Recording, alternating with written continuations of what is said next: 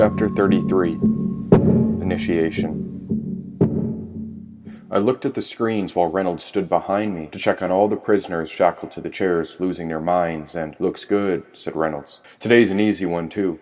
We'll switch off out there. And then the king said he wants to meet you at his personal brunch after your shift." See me? After my shift? How long was I stuck here again? Because I wasn't sure if I could stay another second with Reynolds standing over me. We were both checking the monitors, but the only thing happening was my panic escalating into physical pain. A crow began to flutter when a sharp sensation cut through my brain. Looking at the screen, circular blobs began contorting into alien signs. Oozing and melting, my sight dripped when one large spiral gave birth to a white pupil before I watched a giant eye sprout in front of me, and she twisted herself upright out of thin air. Wow. Yes, there was one eye looking back at me from within this mother. Caught in a trance, everything was contorting to an impossible realization when— "And the king didn't say why," said Reynolds. "He just said he needs to talk to you once you're done here. That's all I know." Reynolds stepped into view and cut out the vision of Ma's eye. She vanished as his body came and sat in the chair beside me. What in the world had happened all last night? Again, a panic erupted. I couldn't watch the screen any longer, and I couldn't acknowledge the man beside me either. Both were terrorizing me without even trying. And why didn't I release my family? I was a dead man walking, and my killer may have been sitting right next to me all along. Well, it's the same old shit. Let's get to it. We'll take turns. You want to go first, or should I? Asked Reynolds. I did not want to go first, not at all, and certainly not last. But then I realized that there was no way I could stay behind. There was only one soul I trusted, and he was in the central station. My eye caught Reynolds for a moment when a demonic vision appeared. I'll go first. I'll do it. I didn't have a plan, but T. Hammond jumped up from the chair while the dark hallucination was grabbing for my attention. Avoiding Reynolds altogether, the body grabbed a set of shackles from the back table. No idea what T. Hammond was thinking, but as long as I had something to hold on to, then I'm sure I looked busy. On my way out of the room, Hammond opened the door. "What's that smell?" asked Reynolds. "That smells like—" Pulling the door shut, I cut off his voice when the panic settled. My mind instructed our body to march down the hall one foot after the other. Following the smell, Hammond walked my ass to the darkest corner where there were no cameras to follow us. I dropped the shackles when I arrived at Cicero Central Station. "That was quick," said Cicero. "What'd you learn?" "That I'm a dead man, and I don't know what to do." "The mother told me the same thing. That's why we have to stay focused," said Cicero. "No, we've got big problems. My comrade is here for work, and I'm stuck torturing people I love. Do you know what that's like?" "No idea. Why on earth would you hurt someone? That's against the first rule," said Cicero. Easier said than done. He was a good teacher, but a stubborn friend. For all I knew, my other comrade was sitting at the desk watching the screens and wondering, "Where the hell are you, Jack?" "Did you hear that?" "What was it?" said Cicero. "I heard a voice. It was as clear as day. I heard my comrade wondering where I was." "You're tuning in," said Cicero. "When the mind becomes clear, we can tune into the world around us. That's what those mushrooms do. They act like mini transmitters that propel us deep into our subconscious." "And why should I believe you?" "Well, do you have any more mushrooms?" asked Cicero. "Look at that. I've got 2 full bottles still." "They say the first warriors were sacred clowns, foraging for mushrooms in the wilderness to survive the dark night of the soul," said Cicero. "And how was this kitten so content?" I caught her paws examining the shackles and chains we brought. "And what's this?" asked the kitten. "A leash for humans. Oh, you're already a step ahead." "What's she talking about?" "She's right. Bring your commander here, and we'll put the metal leash on him. After you chain him up, then we'll interrogate him. We have to see what he knows," said Cicero. Restraining Reynolds wasn't a bad idea. As long as we didn't hurt him, then Ma wouldn't be upset. The animals and I agreed upon a plan when my stomach rumbled. Turning back toward the control room, I twisted the orange cap off the bottle and ate a couple mushrooms for breakfast on the way back. I swallowed them before T. Hammond's hand twisted the door open. "Where were you?" asked Reynolds. "Something strange is going on out there." "Yeah, it smells funky," said Reynolds. "Interesting. This way." And then without hesitation, a swan bolted down the hall in front of me. Reynolds jumped up from his seat and followed me. Deep rivers run quiet, and the less I talked, the better. "What the hell was that? And I couldn't see you on the screens. What's happening?" said Reynolds. "Something is hiding. Maybe someone," I whispered. "Affirmative," said Reynolds. Silent as 2 mice, we crept through the hall toward the burning incense smoke, while the walls erupted with cries of desperation on all sides. It was horrible to see what we'd done. Even worse to hear it out loud. Well, we only have one chance to get it right, but I still hadn't a clue what Cicero and the kitten were planning. "What's that smell?" whispered Reynolds. It was delightful. and all the effects of the magical scent were amplifying my confidence. The incense brought me to a centered state, where my mind focused on Cicero's moral code. Now the visuals were impossible to describe, and so I can't quite tell you how it looks. You'll just have to try it for yourself and see. But Ma was busy making a wheel spin in front of me, while Reynolds and I walked down toward the darkest hall. He grabbed a flashlight from his hip to expose the billowing smoke pouring out from the vent. "That's smoke! If fire touches these walls, we're done for. We need air," said Reynolds. Before I could answer, Reynolds took a key from his belt and stuck it into the lock over the gate called Rubbish Bin. It was across from the vent when he opened the bin before fresh sunlight and air came pouring in. I was never going to harm him, but thank God Reynolds exposed an exit to this maze. He reached into the vent and took hold of the mother's offering before tossing the first handful out. He was trying to terminate our gift when Cicero dove out from the vent with his jaw towards Reynolds' face. Grabbing the shackles, I watched Reynolds back up to fend off the opossum. The kitten spooked him next as she hissed before he stepped back into the collar as I fastened it around his neck. His hand reached for the metal when I popped the lock shut. "What the?" He turned. Now Ma had all control. Pressing him forward, he fell to the floor and reached for his neck when I locked his hands together behind his back. He was squirming like a snake among the smoke, trying to climb up on his knees when, "What the hell are you doing?" he screamed. I cuffed his ankle, then the other, before I secured the last lock. Cicero and the kitten emerged beside me. "Let me go! Get off me!" yelled Reynolds. "This isn't funny." "No, it is," I told him. "This is even better than the plan I imagined." "Now ask him," said Cicero. "Ask him what?" I whispered. "Find out why he's doing all this," he added. "Why are you doing this?" I demanded. Reynolds was puzzled when he looked up at me. I pulled his copper helmet off to find his human head. Oh, goodness, he was one of us. We were all just humans caught in a terrible trap. "Doing what?" he asked.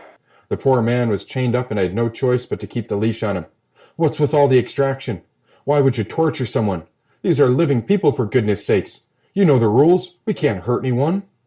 Chained like a hog, his panic started off the same as all the other slaves. Now the roles were reversed for this man, and never in his life had he imagined the cuffs would be on him. "You know just as much as I do. It's whatever Evol said. We're looking for some light or something." He was gasping for breath. "He's right," I whispered to the pack. "They'd do anything for that light." "See, then they know something about the eternal flame. If their leader is willing to break these humans to get it, it must be the healing kind of light. Ask him how he finds the illumination of the heat," said Cicero. "You're freaking me out, man," said Reynolds. "You're taking those drugs in there, aren't you? That's why you started the fire. You're lit like a torch." T. Hammond didn't need to wait for Cicero's orders. He was talking too much, so we pulled him up and dragged him down the hall into a new cell alone. The incense plume was pouring into every cell, bringing the sacred sense of the Almighty Father beside everyone who was trapped. Reynolds was thrashing about, not enthusiastic about the process, and he even spit at T. Hammond's helmet. The poor human was saying the most dreadful things about us when I fastened him to the chair. Hammond and I both knew what comes next. He was secure in the cell, and next the screen goes on. It happened to us, we did it to them, and now it was coming to the man who deserved it most. I turned toward the black screen, just as they taught me to do it, but when I reached for the power button, I inhaled a fresh breath of incense when the mother's voice burst into view. Wait and see." As if the moon sent a sign, I felt the bright light beaming through my forehead when I took control of T. Hammond's suit and forbid the body to turn the screen on.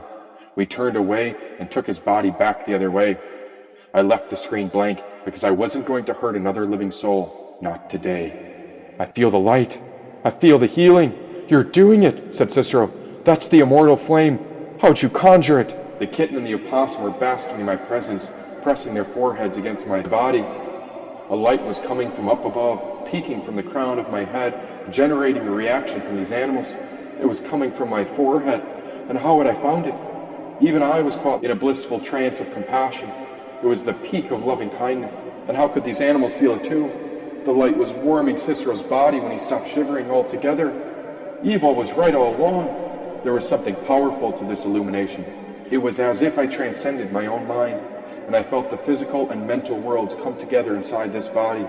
"The dark night breaks us in order to illuminate the great light within," said Cicero. "But we'll need even more of it if we want to spark the Mother's eternal blaze." This light was the truth, but soon my animal friends and I became concerned as this conscious light started fading. We let go of it together, for this light was not something to hang on to, but rather something to appreciate in the moment as it comes before it goes. My awareness grew somber as I watched it fade before I closed the door on Reynolds' cell. I am not my body, but I have a body. I am not my mind, but this mind has thoughts. I carry the light given to me by my father and mother. That's what I felt. This was not I, this was not me. They had given me a human vessel, but it was the light coming through remotely. God had filled me with creative potential, but how on earth could I produce more of this healing essence? Love is what makes the light grow, said Cicero. When we choose love over fear, the illumination begins to flow. You think this is love? I paused. Don't you understand what pain I've put people through? I have hurt the people I love. I'd gone so high, to a place so peaceful, and there wasn't enough energy to sustain this brightness. Anger took hold of my mind and clouded the light before it vanished as my senses turned dull. Ma abandoned us inside the body again. This is why we call it the dark night of the soul, said Cicero. The hero's journey is not settled in comfort. First you were separated from the crowd to become awakened. Today you are initiated, and soon we shall burn bright like a lamp in dark days. The opossum was committed to the highest path, and yet his body was shivering cold again. We needed more light, but all I could do was help him climb back into the vent beside the remains of our offering.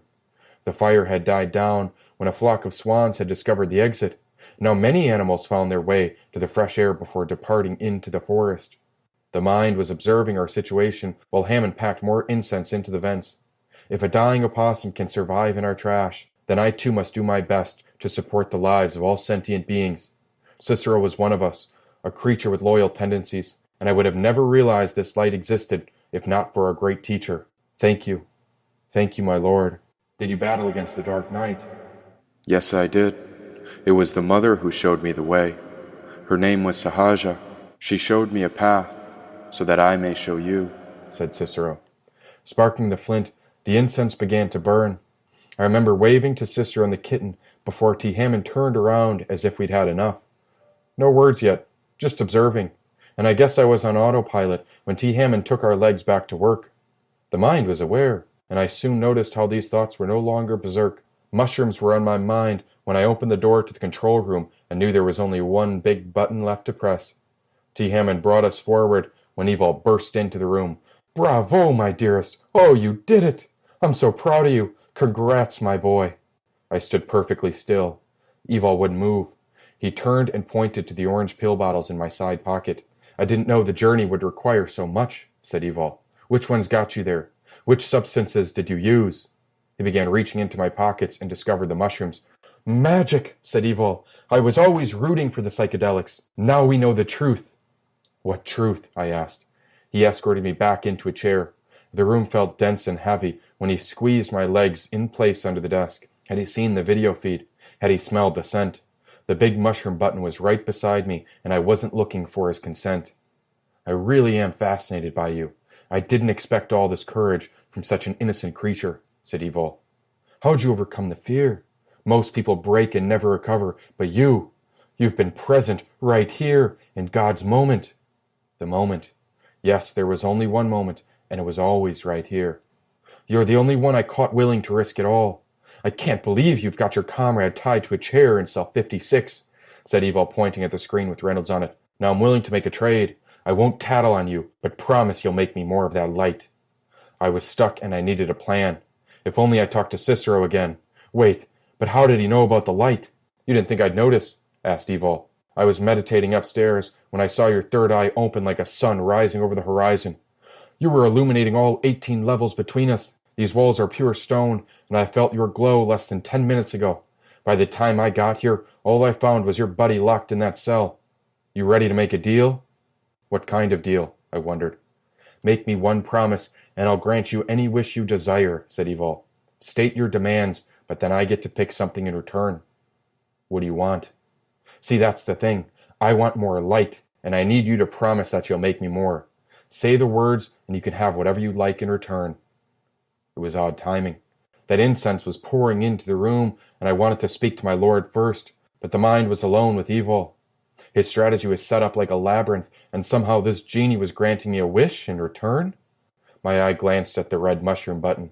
You already know the rules. The moon is watching. You can do whatever you like in this life, but there's that one clause about harm, said Evil. What clause?